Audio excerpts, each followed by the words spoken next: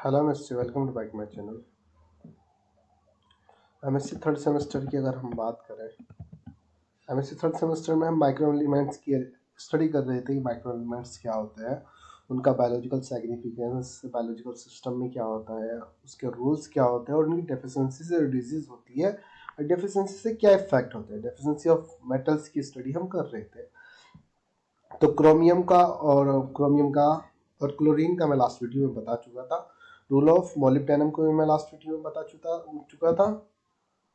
और rule of chromium chromium molybdenum को मैं लास्ट वीडियो में इसकी स्टडी करा चुका था मैं आपको। फिर उसके बाद हम बात करते हैं role of manganese.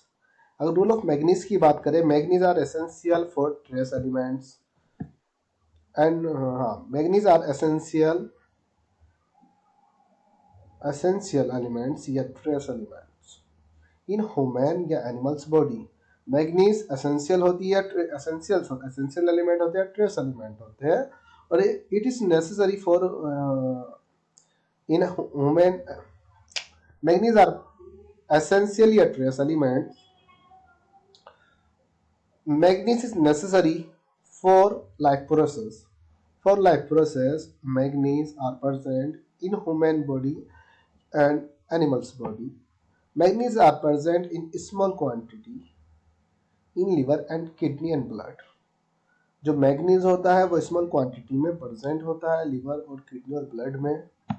Biological significance की अगर हम बात करें, manganese is essential for normal growth, development and reproduction.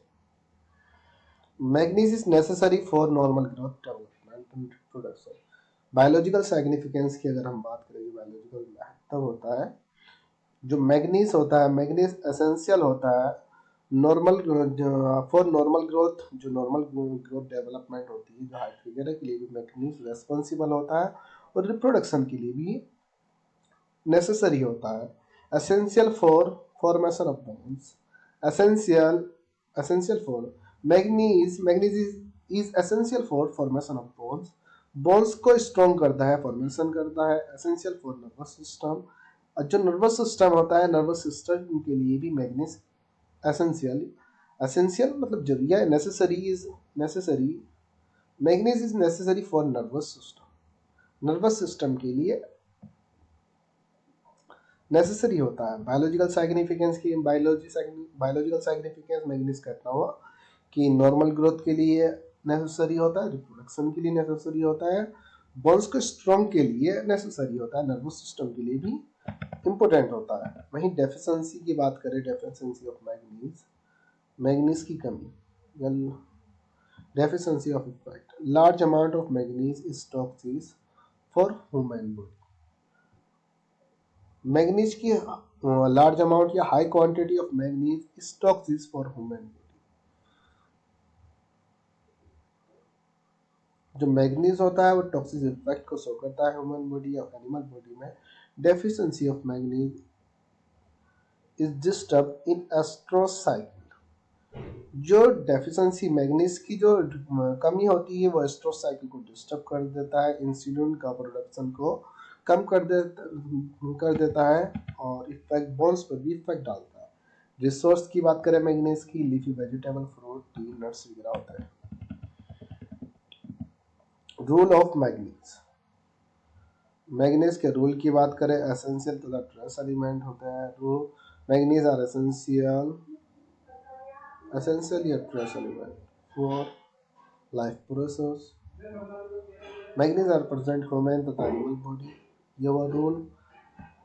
Biological significance की अगर हम बात करें, biological significance, manganese is necessary for normal growth, reproduction, bones and nervous system. Deficiency की बात करें कि जो डेफिशिएंसी इफेक्ट होता है, हाई क्वांटिटी टॉक्सिक इफेक्ट को शो करता है। किसी भी माइक्रो एलिमेंट की हाई क्वांटिटी टॉक्सिक इफेक्ट को शो करता है ह्यूमन बॉडी या एनिमल बॉडी में। डेफिशिएंसी की बात करें तो एस्ट्रोस साइकिल को डिसबैलेंस करता है और इंसुलिन का जो प्रोडक्शन होता है वो कम कर देता है। और जो इसमें जो बोन्स आती है, बोन्स का फॉर्मेशन करता है, बोन्स पे भी इफेक्ट डालता है। Resource, leafy vegetable, fruit, T. Rule of cobalt in biological system, वहीं कोबाल्ट या माइक्रो एलिमेंट, जो रोल ऑफ कोबाल्ट, कोबाल्ट एक माइक्रो एलिमेंट्स होता है, ये भी माइक्रो एलिमेंट्स होता है और एसेंशियल एलिमेंट्स का, जिसको एसेंशियल या ट्रेस एलिमेंट कहते हैं। तो कोबाल्ट इज एसेंशियल या trace element for human body, human and animals body. Cobalt are present in small quantity in human या animals body. Cobalt is essential necessary for life process. Life process के लिए necessary होता है। Human animal body में small quantity में present होता है। Essential trace element कहा जाता है। अडल्ट ह्यूमन बॉडी की बात करें, जो कोबाल्ट होता है, अडल्ट जो ह्यूमन बॉडी होता है उसमें विटामिन 12 की फॉर्म में प्रेजेंस होता है। विटामिन जो 12 होता है सिंथेसाइज बाय बैक्टीरिया, बैक्टीरिया के द्वारा ये विटामिन 12 बनता है। बैक्टीरिया होता है, बैक्टीरिया हमें कहाँ से प्राप्त होते हैं? रिसोर्स की अगर बात करें, जो एनिमल्स मीट होता है वहाँ से हमें विटामिन 12 मिलता है, जैसे मछली, फिश होती है, मीट होता है।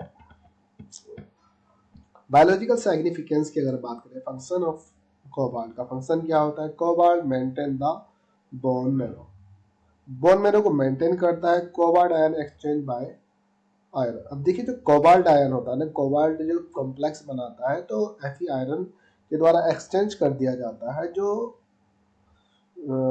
जब होमोग्लोबिन का फॉर्मेशन होता है, due to formation of haemoglobin, haemoglobin के फॉर्मेशन के दौरान।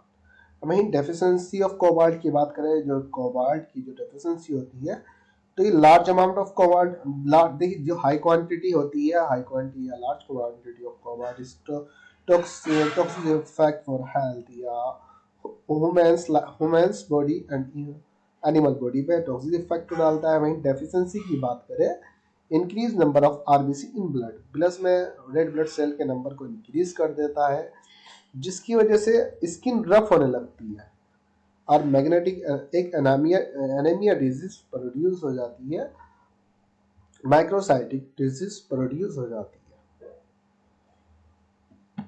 रूल ऑफ आयरन की बात करें, ये भी एक माइक्रो एलिमेंट्स होता है, जिसको माइक्रो एलिमेंट, एसेंशियल एलिमेंट तथा ट्रेस एलिमेंट कहा जाता है, क्योंकि एसेंशियल एलिमेंट्स में तो माइक्रो तथा माइक्रो एलिमेंट्स आते हैं, और जो माइक्रो एलिमेंट्स होते हैं उनको ही हम क्या कहते हैं? ट्रेस एलिमेंट्स कहते हैं। आयरन भी एक प्रकार का एसेंशियल या ट्रेस एलिमेंट होता है, ह्यूमन बॉडी में प्रेजेंट होता है और एक स्मॉल क्वांटिटी में प्रेजेंट होता है, स्मॉल क्वांटिटी में ह्यूमन बॉडी में प्रेजेंट होता है।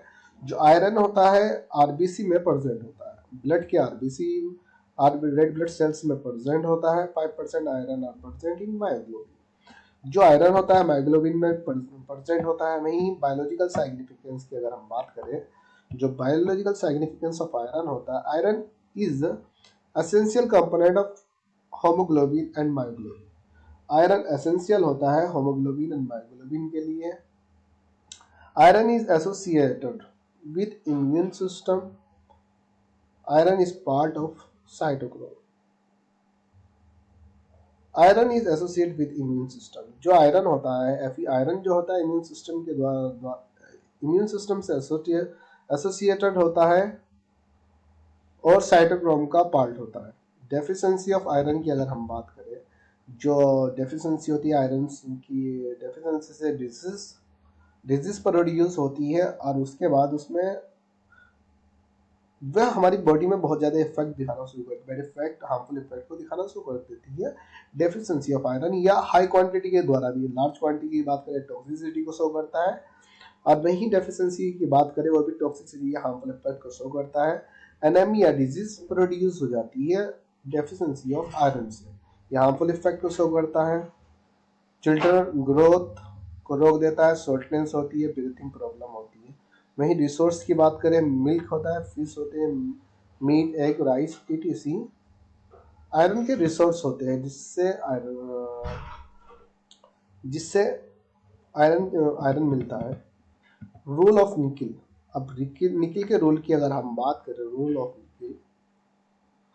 Nickel essential and trace element are present. अच्छा, रूल ऑफ निकिल की बात करें, निकिल इज एसेंशियल या trace element, nickel are present in human तथा animal body small quantity, small quantity में प्रेजेंट होता है, हार्ड क्वांटिटी में प्रेजेंट नहीं होता है।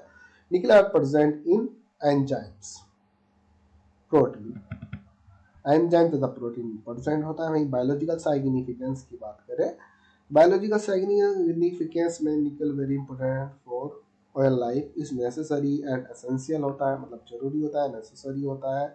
सल्फेट एंड प्रोडक्शन मेथड निकल आर, और निकल जो परसेंट होता है प्रोटीन में ही परसेंट होता है, प्रोटीन वगैरह प्रोटीन में परसेंट होता है, यूरिस में निकल परसेंट होता है। रोल ऑफ कॉपर की अगर हम बात करें, बायोलॉजिकल सिग्निफिकेंस आ जाता है उसकी, फिर डेफिशिएंसी आ जाती है, कमी से भी इफेक्ट को शो करता है, और जब हाई क्वांटिटी ऑफ निकल होती है तब बियोटॉक्सिस इफेक्ट को शो करता है। रोल ऑफ कॉपर की बात करें, वो भी एसेंशियल होता है, एसेंशियल ट्रेस एलिमेंट्स होता है, माइक्रो एलिमेंट्स होता है, स्मॉल क्वांटिटी में परसेंट होता है, जो ह्यूमन तथा एनिमल बॉडी में परसेंट होता है। वहीं अगर कॉपर की बात करें, कॉपर एंजाइम तथा प्रोटीन में परसेंट होता है। बायोलॉजिकल सिग्निफिकेंस की बात करें, एसेंशियल होता है, नेसेसरी होता है लाइफ प्रोसेस के लिए, बोन्स में परसेंट होता है, बोन्स के लिए इफेक्टिव भी होता है। कॉपर बॉन्डेड विद प्रोटीन, जो कॉपर होता है प्रोटीन से बॉन्डेड होता है, ये बायोलॉजिकल सिग्निफिकेंस आ जाता है। वहीं डेफिशिएंसी ऑफ कॉपर की अगर हम बात करें, डेफिशिएंसी ऑफ कॉपर, कॉपर की जो कमी होती है, हाई क्वांटिटी या large quantity of copper, so the toxicity effect, या टॉक्सिक इफेक्ट को शो करता है। वहीं अगर स्मॉल क्वांटिटी की बात करें, वो सॉरी डेफिशिएंसी ऑफ कॉपर की बात करें, तो ये भी हार्मफुल इफेक्ट को शो करता है, जिसमें नर्वस सिस्टम को डिसऑर्डर कर देता है, एनीमिया, एनीमिया डिजीज को प्रोड्यूस करता है, being spinal cord problem produce कर देता है। रोल ऑफ जिंक, चलो इसको मैं नेक्स्ट वीडियो में बताता हूँ। Okay, thank you.